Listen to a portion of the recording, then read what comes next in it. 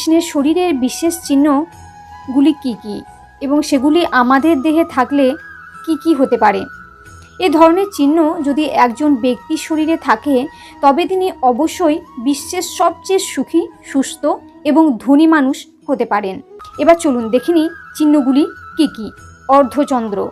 কথিত আছে শ্রীকৃষ্ণের পায়ের তলায় অর্ধচন্দ্রের চিহ্ন ছিল।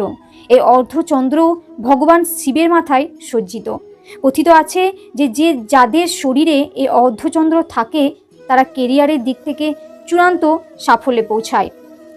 তারপর হচ্ছে শঙ্খ। শ্রীকৃষ্ণের পায়ের তলায়ও শঙ্খের মতো একটি চিহ্ন ছিল। ভগবান বিষ্ণুও এক হাতে একটি শঙ্খ ধারণ করেন, যার শব্দ অন্তরের আত্মা ও চেতনাকে জাগ্রত করে। শরীরে একটি শঙ্খের মতো চিহ্নকে জীবনের সাফল্য এবং সুখ এবং শান্তির প্রতীক হিসাবে বিবেচনা করা হয়। তারপর হচ্ছে